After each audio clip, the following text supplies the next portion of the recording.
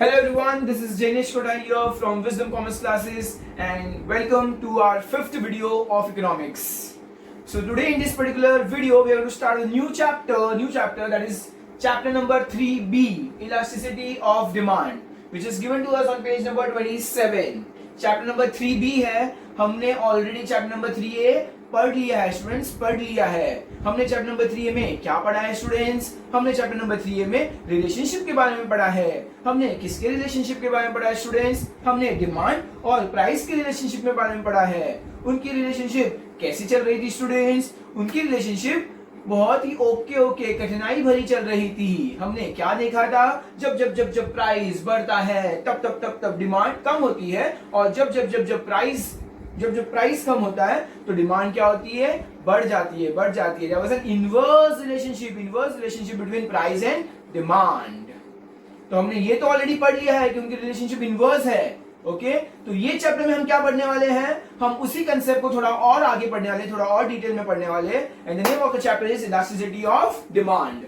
तो डिमांड का मतलब क्या होता है? डिमांड इज अ डिजायर, इच्छा, backed by ability to pay, औकात होनी चाहिए, and willingness to spend, और तुम्हारा मन भी होना चाहिए कि तुम्हें उसके ऊपर खर्चा करना है। सो हमने डिमांड वर्ड ऑलरेडी देख लिया है। Demand is the desire backed by ability to pay and willingness to spend। तो ये हमने डिमांड ऑलरेडी देख लिया है। तो ये चैप्टर में हम क्या पढ़ने वाले हैं? इलास्टिसिटी पढ़ने वाले हैं। Can you see this rubber band? देखो रबर बैंड बहुत इलास्टिक है, इतना इलास्टिक है। दिस टी शर्ट ये भी इलास्टिक है, पर थोड़ा सा कम इलास्टिक है। देखो ये तो यहाँ से यहाँ तक आ रहा है, ये टी शर्ट सिर्फ यहाँ से यही तक आ रहा है। Can you see this marker तो इलास्टिक है ही नहीं, थोड़ा भी नहीं बढ़ रहा।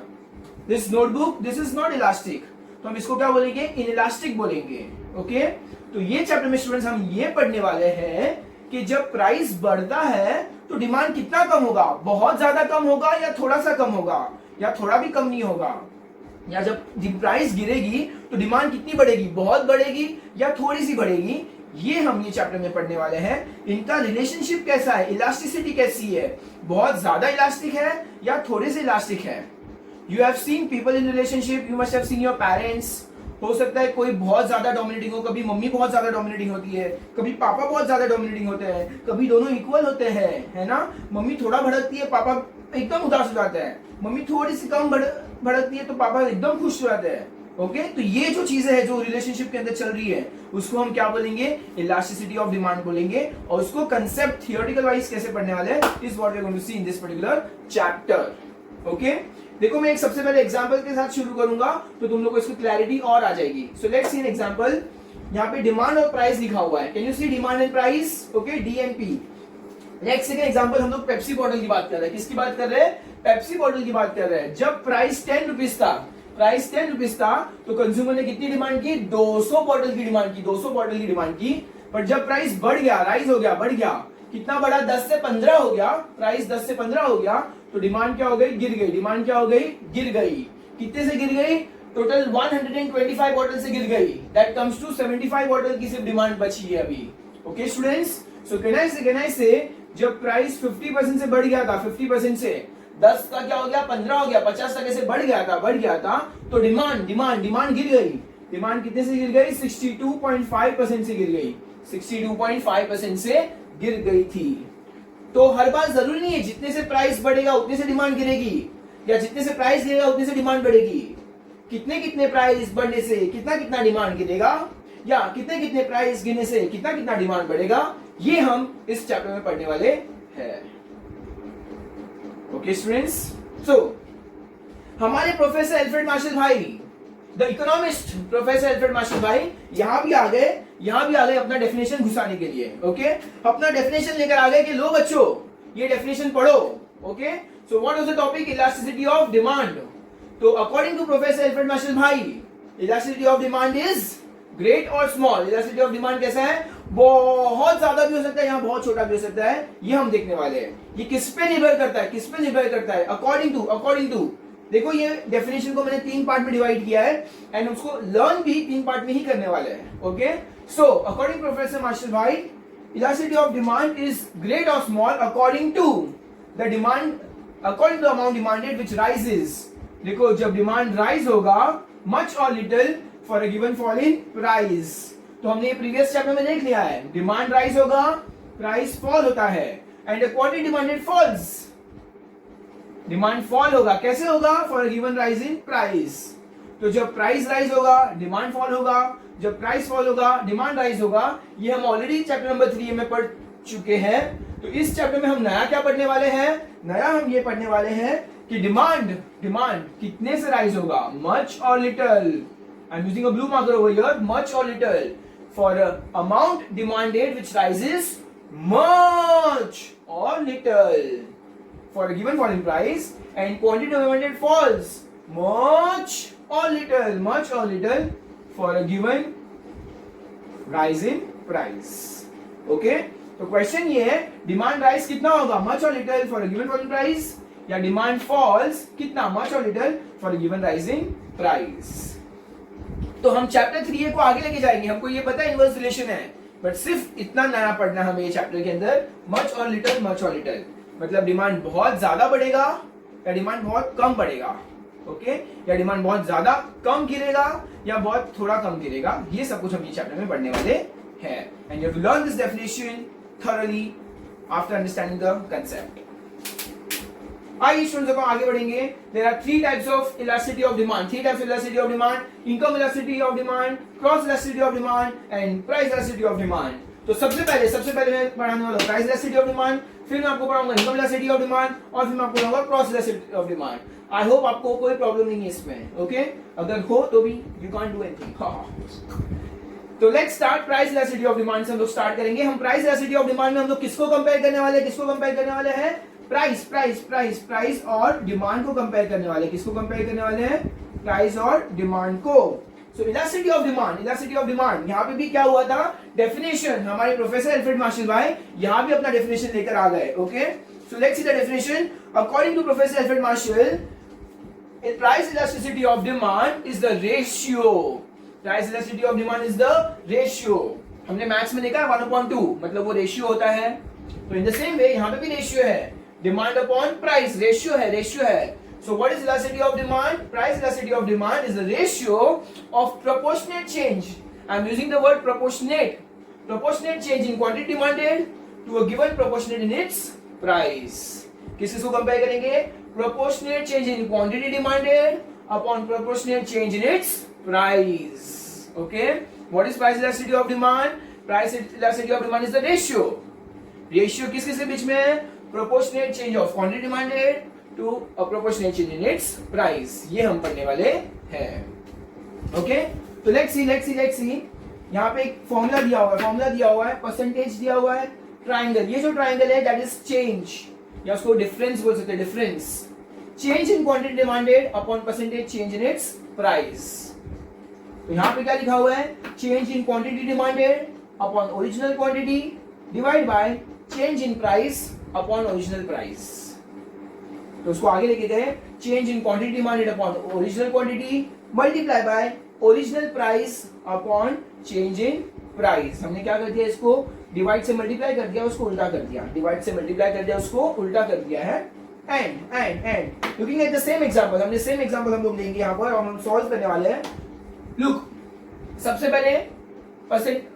पहले क्या दिया है? Change in quantity demanded. Change कितना हुआ था क्वांटिटी डिमांडेड में? 200 से 75, मतलब कहने से 125 का चेंज हुआ था, 125 का चेंज हुआ था। Upon what is the original quantity demanded? Original quantity demanded 200। Original quantity demanded कितना है? 200 इनटू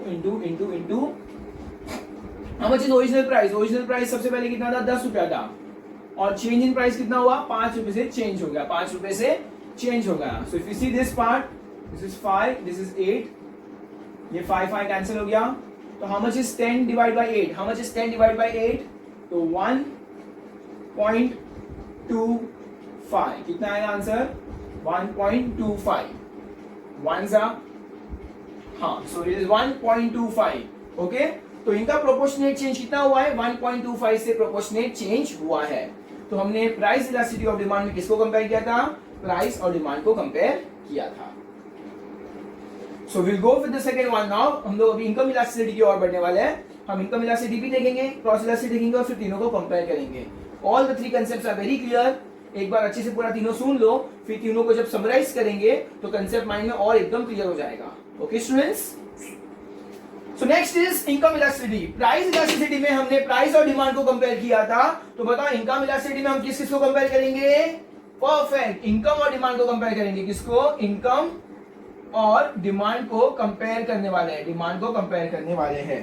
तो let's see the definition. Let's see the definition of income elasticity. It refers to the degree of responsiveness of a change. Okay, degree of responsiveness मतलब कितना respond करेगा, कौन कितना respond करेगा, demand कितना रिस्पॉन्ड करेगा when there is a change in the income, okay? So students, हम लोग को ये बात बताएं, प्राइस और डिमांड का रिलेशन इनवर्स है। प्राइस ज्यादा डिमांड कम, प्राइस कम डिमांड ज्यादा। ओके, लेकिन इनकम और डिमांड का रिलेशनशिप स्ट्रेट है, एकदम फॉरवर्ड है। ओके, हम लोग अगर अज्यूम करेंगे इनकम और डिमांड का, देखो अज्यूम करो हायर द इनकम, अगर मैं ज्यादा अमीर हूं तो मेरी डिमांड भी क्या होगी? ज्यादा होगी। अगर मैं कम अमीर हूं, मैं गरीब हूं तो लोअर इनकम लोअर डिमांड, कम इनकम कम डिमांड, ज्यादा इनकम ज्यादा डिमांड। तो इन दोनों का रिलेशनशिप कैसा है? इनवर्स रिलेशनशिप नहीं है, इनका एकदम स्ट्रेट रिलेशनशिप है, एकदम परफेक्ट रिलेशन है। इनके रिलेशनशिप में कोई भी प्रॉब्लम नहीं है। ओके, सो अब हम क्या कर रहे हैं? दोनों को कंपेयर करने वाले हैं। It refers to degree of responsiveness of a change in the quantity demanded to a change in the income. Okay, तो quantity demanded to a change in income मतलब इनकम में चेंज होने से कितना डिमांड में चेंजेस आने वाले हैं, वो हम प्रोपोर्शन पढ़ने वाले हैं। यहाँ पर हम बाकी सारे फैक्टर्स को, प्राइस को, सबको क्या रखेंगे?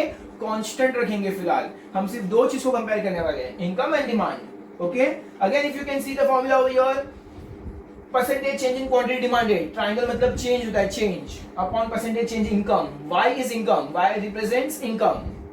तो यहाँ पे क्या होगा? Change in quantity demanded upon original quantity demanded divide by change in income upon original income. तो हमने क्या कर दिया? फिर से डिवाइड से मल्टीप्लाई कर दिया, इसको उल्टा कर दिया। Change in quantity demanded upon original quantity demanded into change in price upon change in income upon original income. So let's see an example. Okay, let's see an example. हम इस example में so supposing for example we have Yashvi over here. Yashvi करके एक लड़की है, उसकी demand जब income कितनी थी? 10,000 रुपए उसकी इनकम 10,000 रुपए थी। तो उसने कितना शुगर डिमांड किया? उसने शुगर 10 किलो शुगर डिमांड किया, 8 किलो। जब उसकी इनकम 10,000 रुपए थी तो उसने 8 किलो क्या किया? शुगर डिमांड किया। बट जब उसकी इनकम बढ़ गई, ओके, जैसे ही इनकम बढ़ गई उसने शुगर ज्यादा खाना चालू कर दिया, अब मैं ज्यादा शुगर खाऊंगी, हा। ओके, तो जब इनकम 10,000 से 12,000 हो गई तो उसने कितना डिमांड किया? 12 किलो शुगर डिमांड किया। Okay students, so according to this example let's put it over here. Change in quantity demanded, demand में चेंज कितना हुआ? 4 से चेंज हुआ है ना, upon what is the original quantity 8 है, into what is the original income 10,000 rupees है, 10,000 rupees upon change in income, कितना चेंज हुआ है? Change in income 2,000 rupees. तो ये 3 0 कट 1 जा 2 जा 1 जा 5 जा, तो 5 डिवाइड बाय 2 कितना होगा? 2.5। आंसर कितना आएगा? 2.5। हमारा आंसर कितना आ रहा है? 2.5। तो इनकम के चेंज होने से डिमांड में कितना फर्क आया? 2.5 टाइम्स ज्यादा फर्क आ गया। इनकम के अंदर चेंज होने से डिमांड में चेंजेस आए, और वो चेंजेस कैसे थे? पॉजिटिव चेंजेस थे। Are you getting this point students? So हमने इसके अंदर क्या कंपेयर किया है? इनकम को डिमांड से कंपेयर किया है, उनकी इलास्टिसिटी कंपेयर की है।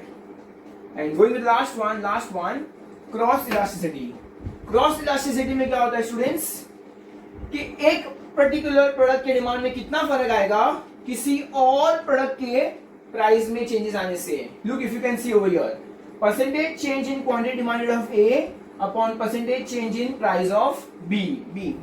हम यहाँ पे एग्जांपल की तौर पे सब्स्टिट्यूट गुड्स या कॉम्प्लीमेंट्री गुड्स ले सकते हैं। सब्स्टिट्यूट गुड्स मतलब लक्स और डव, ओके, ऑडी और मर्सिडीज, ऐसे हम लोग सब्स्टिट्यूट गुड्स की बात कर सकते हैं। या तो फिर हम कॉम्प्लीमेंट्री गुड्स की बात कर सकते हैं, car petrol, toothbrush toothpaste. Okay, so supposing for example अगर कार का भाव बढ़ गया, कैन आई से पेट्रोल की भी डिमांड कम हो जाएगी। क्यों? बिकॉज लोग कार ही नहीं खरीदेंगे तो पेट्रोल क्या क्या क्या करेंगे? Am I right? Okay, okay. तो let's take an example. या तो हम एग्जांपल में लक्स और डव का भी ले सकते हैं. Percentage change in quantity demanded, हमने किसको कंपेयर कर रहे हैं? हम प्राइस को कंपेयर कर रहे हैं ऑफ ए टू डिमांड को कंपेयर कर रहे हैं ऑफ बी. डिमांड को कंपेयर कर रहे हैं ऑफ बी. हम प्रोडक्ट ए, कमोडिटी ए के प्राइस को किससे कंपेयर करेंगे? प्रोडक्ट कमोडिटी बी से कंपेयर करने वाले हैं. Okay students, so percentage change in quantity demanded of A upon percentage change in price of B. तो वापस can you see the same formula, but यहाँ पे क्वांटिटी डिमांडेड ए की बात कर रही है upon percentage change in price B. मतलब ये क्रॉस इलास्टिसिटी है, किसी और प्रोडक्ट के बदले किसी और प्रोडक्ट के ऊपर फर्क पड़ सकता है. Okay, so again change in quantity demanded of A upon original quantity demanded of A divide by change in price of B upon original price of B. तो अब इसको क्या कर दिया? उल्टा कर दिया, मल्टीप्लाई कर दिया है. Change in quantity demanded of A upon change in original quantity demanded upon original price of B upon change in price of B. तो लेट्स टेक एन एग्जांपल. हम लोग यहाँ पे प्रोडक्ट की बात कर रहे हैं. हम लोग क्या बात कर रहे हैं यहाँ पर? डिमांड और प्राइस की बात कर रहे हैं. डिमांड और प्राइस की बात कर रहे हैं स्टूडेंट्स यहाँ पर. तो लेट्स एग्जांपल में यहाँ पे बात कर रहा हूँ डिमांड, यहाँ पे लक्स की बात कर रहा हूँ, यहाँ पे डव की बात कर रहा हूँ. ओके, तो जब प्राइस डव का 10 रुपया था तो डिमांड कैसी थी? 100. लक्स की डिमांड कितनी थी? 100 थी. ओके, जब प्राइस 10 रुपया था डव का तो लक्स की डिमांड 100 थी. लोग लक्स ज्यादा खरीद रहे थे. लेकिन जैसे ही डव का प्राइस गिर गया, लोगों ने लक्स खरीदना ही बंद कर दिया. लोग मतलब कम कर दिया. तो जब प्राइस डव का गिर गया तो उससे डिमांड किसकी गिर गई? लक्स की डिमांड गिर गई. प्राइस किसका गिरा? डव का. डिमांड किसकी गिरी? लक्स की गिरी. ओके स्टूडेंट्स, सो इसको इस एग्जांपल में डालेंगे. ओके, यहाँ पे हम लोग ए और बी लिख देते हैं. ए और यहाँ पे लिख देंगे बी. तो let's see quantity demanded of A. Quantity demanded of A कितना है स्टूडेंट्स? चेंज कितना हुआ? 30 से चेंज हुआ है. Upon what is the original quantity? Original quantity is 100 upon price. Original price 10 रुपया है प्लस चेंज इन प्राइस कितना हुआ? 2. 1 2 3 4 सब कट हो गया तो 3/2 हो गया. कितना बचा? 3/2. That comes to how much? 3/2 1.5. Okay, so हमारा आंसर कितना आया? 1.5 इज द आंसर. तो स्टूडेंट्स देखो यहाँ पे अच्छे से, प्राइस इलास्टिसिटी में प्राइस और डिमांड को कंपेयर किया है. इनकम इलास्टिसिटी में इनकम और डिमांड को कंपेयर किया है. क्रॉस इलास्टिसिटी में भी प्राइस ऑफ ए मतलब किसी और का प्राइस किसी और की डिमांड से कंपेयर किया गया है. ओके, एंड अगर तीनों का फॉर्मूला भी देखेंगे हम, फॉर्मूला में अगर ऊपर देखोगे हमेशा क्वांटिटी डिमांडेड ही है. सिर्फ नीचे चेंज होगा. यहाँ पे प्राइस, यहाँ पे income. Okay, and if you see the formula of all this 3 elasticity of demand, almost formula भी सेम है. एंड ये तुम लोग को पर्टिकुलरली एक पूरा आंसर आ सकता है where in you have to just write the formula with some example. So इसी को हम थोड़ा सा आगे लेके जाने वाले हैं. Let's see. So what I have done is हमने यहाँ पे बोर्ड चेंज कर दिया है. अब हम इसी चैप्टर को थोड़ा सा आगे बढ़ने वाले हैं. What we have studied so far is elasticity of demand. There are 3 types of elasticity of demand: price elasticity of demand, income elasticity of demand, and cross elasticity of demand. Okay students, अब इसके आगे हम जो पढ़ने वाले हैं वो और इस चैप्टर के बारे में पढ़ने वाले हैं. बट उसके पहले हम जाएंगे एक थोड़े छोटे से जॉब के लिए. I have a question for you all students. Tell me, Akshay Kumar की वाइफ कभी भी बहुत फेमस क्यों नहीं हो पाई? Okay, why she couldn't become a superstar? सोचिए. बिकॉज नहीं सोच पाओगे, I know. Because twinkle twinkle little star. I have one more. I guess ये वाला आप लोगों ने सुना होगा.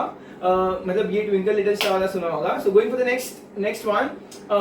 देयर वर 4 चीटी थी. 4 चीटी और चारों चीटी सॉन्ग सुन रहे थे और डांस कर रहे थे और अचानक से चारों की 4 चीटी मर गई. बताओ क्यों मर गई? बिकॉज वो लोग जो सॉन्ग सुन रहे थे वो एकदम हिट सॉन्ग था. हिट, तो हिट, इसीलिए मच्छर सारे मर गए. Thank you so much for all the nice appreciation. इतनी ताली मत बजाओ. तो आइए अब स्टूडेंट्स आगे बढ़ने वाले हैं. What we have done so far is income elasticity, price elasticity, cross elasticity. हमने ये 3 ऑलरेडी पढ़ लिया है. अब ये जो प्राइस इलास्टिसिटी है उसके और पांच प्रकार है ओके। तो this 5 are the types of price elasticity of demand. ये क्या है? Price elasticity of demand students. So what I will do is, मैं यहां पे लिख लूंगा price elasticity of demand. This are 5 price elasticity of demand. तो इन पांचों के अंदर हम किसको कंपेयर करेंगे? ऑब्वियसली किसको कंपेयर करेंगे? प्राइस को कंपेयर करेंगे डिमांड के साथ। प्राइस को किसके साथ कंपेयर करेंगे? Price elasticity of demand. So price को कंपेयर करेंगे, डिमांड के साथ कंपेयर करेंगे। ओके स्टूडेंट्स, सो 5 है हमारे पास, सिर्फ ये 5 टाइप पढ़ने हैं। This are 5 are really very easy. So going with the first one, perfectly elastic demand. Perfectly elastic demand okay. सारे पांचों के बाद हम किसको कंपेयर करेंगे? प्राइस और डिमांड को कंपेयर करेंगे। So when perfectly elastic demand का मतलब क्या है? When a slight change in percentage of price, when a slight change in percentage of price leads to an infinite change in demand. थोड़ा सा price बढ़ने के बदले या कम होने के बदले डिमांड में इनफाइनाइट फर्क आ गया, infinite okay. So that will be called as perfectly elastic. Perfectly elastic का मतलब क्या होता है? जो एकदम इलास्टिक होता है, एकदम इलास्टिक। इलास्टिक मतलब इनफाइनाइट तक जा सकता है ओके। सो यहाँ पे जो ईडी लिखा है, ED elasticity of demand is equal to infinite, ये जो सिंबल तुम लोग देख सकते हो that is a symbol of infinite. So according to our diagram if you can see over here, price P यहाँ पे लिखा हुआ है, तो प्राइस में अज्यूम करते हैं थोड़ा सा चेंज आएगा, right? The y axis is price. Price में अगर थोड़ा भी चेंज आया, let's an example leads to a 10% of change, उसके बदले क्या हुआ? डिमांड, देखो डिमांड है ना x एक्सिस पे, और डिमांड ये आगे बढ़ते जा रहा है। A slight change in price leads to an infinite change in demand is called as perfectly elastic demand. और डिमांड कर्व कैसा है? डिमांड कर्व हॉरिजॉन्टल है पैरेलल टू x एक्सिस। तो मैं यहाँ पे लिख रहा हूं सबसे पहले हॉरिजॉन्टल है और पैरेलल है to x axis, parallel to x axis. किसकी बात कर रहे हैं हम लोग? ये डिमांड कर्व की बात कर रहे हैं। How is demand curve in perfectly elastic demand? Demand curve is horizontal parallel to x axis. Okay? So बस इतनी चीजें लर्न करनी है perfectly elastic demand में, that when a slight change in price leads to an infinite change in demand will be called as perfectly elastic demand. और ये जो part है ये theoretical है, मतलब रियल लाइफ में we cannot expect कि प्राइस में थोड़े से चेंज होने के वजह से, समझो ग्रेप्स 50 रुपए किलो मिल रही थी, 60 रुपए किलो मिलने से लोग मर रहे हैं। इनफाइनाइट डिमांड है, तो ये थोड़ा रियलिस्टिक नहीं है, थियोरेटिकल ज्यादा है। ओके स्टूडेंट्स, और इसमें याद रखना है ईडी इज इक्वल टू क्या है? इनफाइनाइट है। You have to remember that. यहाँ पे लिखा हुआ ED is equal to infinite. So I am just underlining this part also, you have to learn this part also, very important. Going with the second one, perfectly inelastic demand okay. तो ये perfectly, इधर L है, ये perfectly inelastic demand.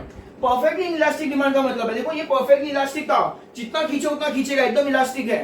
तो inelastic का मतलब क्या होता है? No change in demand.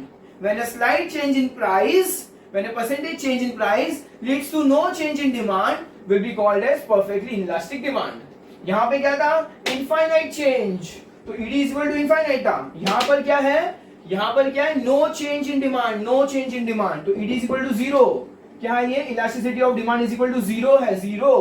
देखो यहां पे, देखो प्राइस जब P से P1 हुआ, या जब प्राइस P से P2 हुआ, या तो प्राइस राइज हुआ या तो प्राइस फॉल हुआ, लेकिन उससे डिमांड में कोई फर्क नहीं पड़ा। डिमांड तो वही का वही है, डिमांड में कोई भी फर्क नहीं पड़ा।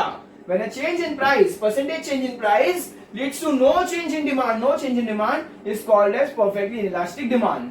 और डिमांड कर्व कैसा है? डिमांड कर्व इसमें हॉरिजॉन्टल था, तो यहां पर क्या है? Vertical and parallel to y axis. Perfect okay. Example अगर हम ले, जैसे कि सॉल्ट, नमक। इमेजिन करो रियल लाइफ में ओके, नमक का भाव बहुत बढ़ गया, तो क्या मम्मा खाने में नमक डालना छोड़ देगी? 50 रुपया किलो नमक से समझो ऑल सडन 500 रुपया नमक हो गया, तो मम्मी क्या बोलेगी? नहीं बेटा, आज से नमक नहीं डालूंगी खाने में, बहुत महंगा हो गया नमक। Is that possible? Not possible. जैसे समझो अगर नमक का भाव 50 से 10 रुपया हो गया, तो क्या मम्मी 2 चीनी एक्स्ट्रा नमक डालेगी? 2 चम्मच एक्स्ट्रा नमक डालेगी? बेटा नमक फ्री में मिल रहा है, तो 2 चम्मच एक्स्ट्रा नमक खा। Is that possible? नहीं पॉसिबल है। तो नमक का कैसा एग्जांपल है? रियलिस्टिक है थोड़ा। अगर थोड़ा भी अगर चेंज इन प्राइस हुआ, पर उससे डिमांड में कोई फर्क नहीं पड़ने वाला है। भले प्राइस बढ़े या प्राइस कम हो, डिमांड में फर्क नहीं पड़ने वाला है। So that is called as perfectly inelastic demand. So what do you have to remember? The demand curve of perfectly inelastic demand is vertical parallel to y-axis. उसका example हम याद कर सकते हैं. And it is equal to 0. Elasticity of demand is equal to 0. Going to the third one. Third one का मतलब unitary. Unitary का मतलब क्या होता है? Equal. When a percentage change in price leads to equal proportionate change in percentage in demand. जब percentage change in price is exactly proportionate to percentage change in demand will be called as unitary elastic demand. दोस्तों हम क्या बोलेंगे? Unitary elastic demand बोलेंगे. जितने से price बढ़ेगा उतने से डिमांड कम होगी, या जितने से प्राइस बढ़ेगा उतने से डिमांड कम होगी.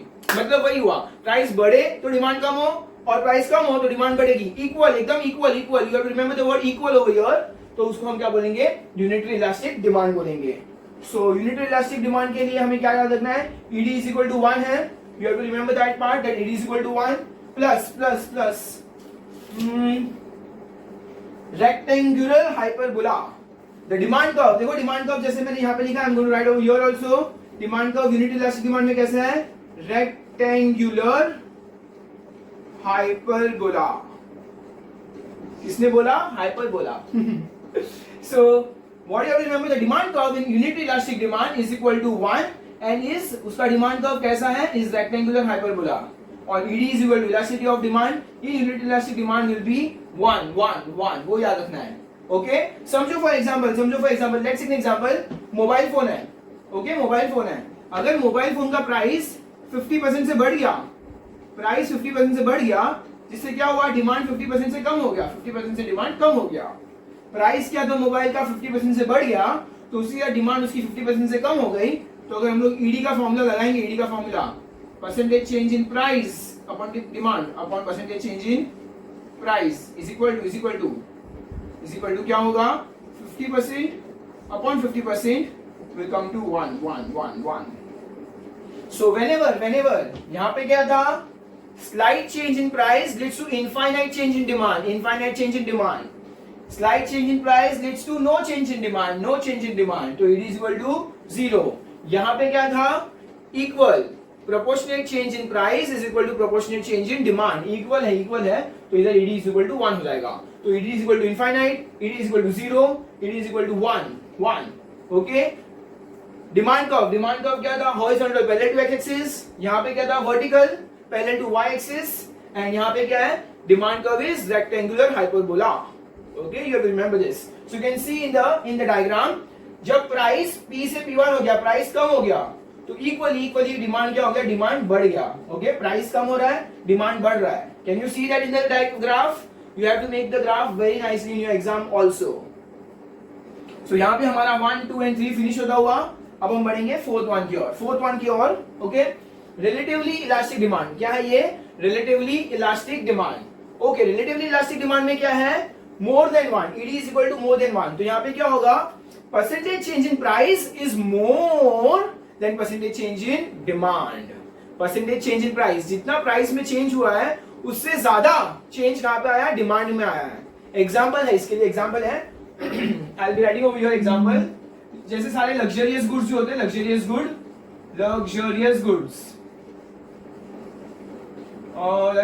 जो होते हैं, जैसे फॉर एग्जांपल अगर हम लोग बात करें लैपटॉप की, टीवी की. ओके, जब टीवी में क्या हुआ था? उसका प्राइस क्या हो गया था? फॉल हो गया था. 30% से प्राइस जब फॉल हुआ, प्राइस में गिरावट आई. कितने परसेंट से?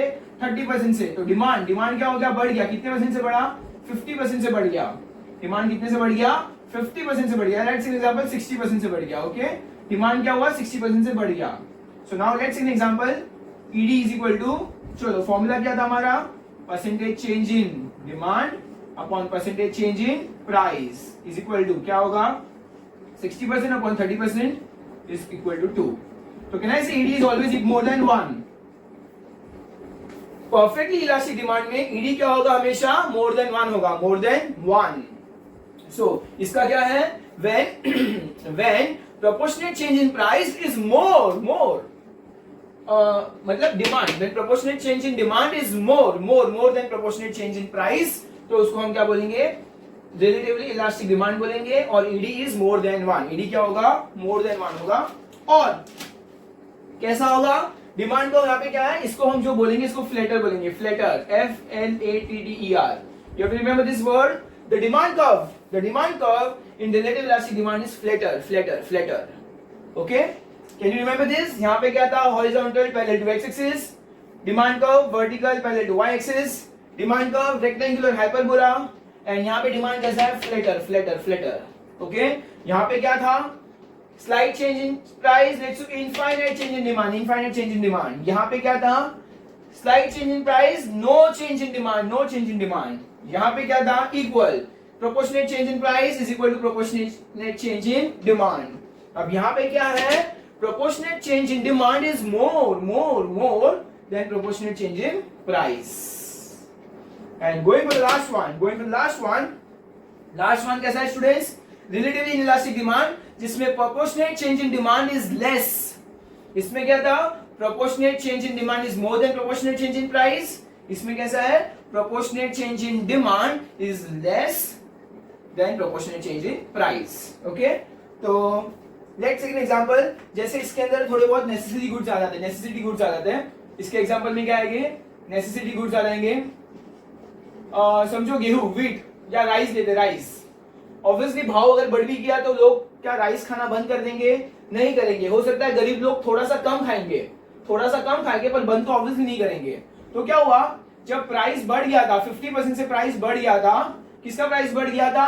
राइस का प्राइस बढ़ गया था 50% से। ऑब्वियसली लोग खाना तो बंद नहीं करेंगे, तो डिमांड कम हो गई, लेकिन डिमांड क्या पूरी कम हो जाएगी? Obviously not possible. डिमांड सिर्फ 10% से कम हुई। डिमांड कितने से कम हुई? 10% से कम हो गई। ओके स्टूडेंट्स, सो अगर हम लोग सेम फॉर्मूला वापस लगाए, ईडी क्या था? Percentage change in demand upon percentage change in price. So that comes to how much? 10% upon 50%, which comes to how much? 0.20 something. Okay, तो हमेशा यहाँ पे क्या आएगा? ईडी इज इक्वल टू, यहाँ पे क्या आएगा? अच्छा मैंने नहीं लिखा अब तक, I will just right it down right now. ED is always, अच्छा यहाँ पे ईडी इज मोर देन 1 है, तो यहाँ पे ईडी क्या होगा? ED is less than 1। You can see over here, ED is always less than 1। 0.20 मतलब लेस देन 1। तो हमें यहाँ पे क्या लिखना है? यहाँ पर क्या है? The demand curve is steeper. Okay, demand curve steeper है, उसका एग्जांपल नेसेसिटी गुड्स है, and ED will be less than 1। So I guess ये पांचों बहुत ज्यादा इजी है। मैंने यहाँ पे देखो फॉर्मूला लिखा हुआ है, elasticity of demand is always percentage change in quantity demanded upon percentage change in price. इसका क्या मतलब होता है? इसका ऑब्वियसली यही मतलब होता है कि percentage change in demand, okay, upon percentage change in price. अच्छा यहाँ पे हम लोग डी को क्या कंज्यूमर क्यू लिखेंगे, क्यू मतलब क्वांटिटी डिमांडेड। तो यहाँ पे क्या लिख रहा हूँ? क्यू लिख रहा हूँ। क्यू का मतलब क्या होता है? ऑब्वियसली क्वांटिटी डिमांडेड होता है, यहाँ पे भी मैं डी को क्यू लिख रहा हूँ, क्वांटिटी डिमांडेड। ओके स्टूडेंट्स, सो अगर ये पांचों को वन लास्ट टाइम अगर हम लोग अच्छे से देख लें, तो what you have to remember, यहाँ पर क्या था? Slight change in price leads to infinite change in demand. यहाँ पे क्या है? यहाँ पे change in price leads to no change in demand. यहाँ पे इक्वल है, change in price is equal to change in demand.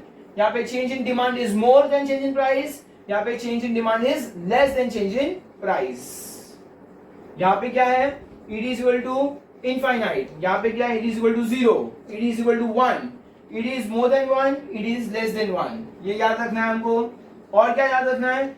The demand curve is horizontal parallel to x-axis, demand curve is vertical parallel to y-axis, demand curve is rectangular hyperbola, demand curve is flatter, demand curve is steeper। बस इतनी चीजें याद रखनी है, और सबका graph आपको बनाना है। Okay, you can look at the graph part also. Graph part में भी दिखेगा, जब प्राइस कम हो रहा था तो डिमांड बढ़ी, पर डिमांड बढ़ी क्या? Proportional change in demand is less as compare to proportional change in price. और यहाँ पर कैसा था? यहाँ पर proportionate change in demand is more as compare to change in price. So you have to remember how many things? Definition, okay, I just write over. क्या क्या याद रखना हम लोग को? सबसे पहले फर्स्ट थिंग हमको याद रखनी है डेफिनेशन। डेफिनेशन क्या? हमको सबके एग्जांपल्स भी बताने चाहिए, ऑब्वियसली एग्जांपल बताना चाहिए। सेकेंडली हम लोग को ईडी पता होना चाहिए, ईडी 0 है, 1 है, इनफाइनाइट है, मोर देन 1 है या लेस देन 1 है। 5 ऑप्शन है। और हमको क्या पता होना चाहिए, उनका डिमांड कर्व कैसा है, डिमांड कर्व कैसा है वो भी हमको याद होना चाहिए। And finally graph. पांचों पॉइंट आपको अच्छे से याद होने चाहिए इसके। ओके स्टूडेंट्स, सो हमने आज पूरे वीडियो में क्या किया है, सबसे पहले types of elasticity of demand देखा है। 3 types of elasticity of demand होता है, income elasticity of demand, price elasticity of demand, cross elasticity of demand. उसके बाद हमने ये जो क्रॉस इलास्टिसिटी ऑफ डिमांड है उसके 5 प्रकार देखे हैं। उसके 5 प्रकार क्या थे, perfect elastic, perfectly inelastic, unitary elastic demand, फिर रिलेटिवली इलास्टिक और रिलेटिवली इनइलास्टिक। बस, so you can go through this in your textbook also. It's a quite simple, very simple concept. It will take you some time to understand, but very scoring in your board exam, and it is an important question. This question comes for 10 marks in your exam. If you write it all these points properly with your graph nicely, you're getting all your 10 marks. So thank you so much. Alvida. Bye.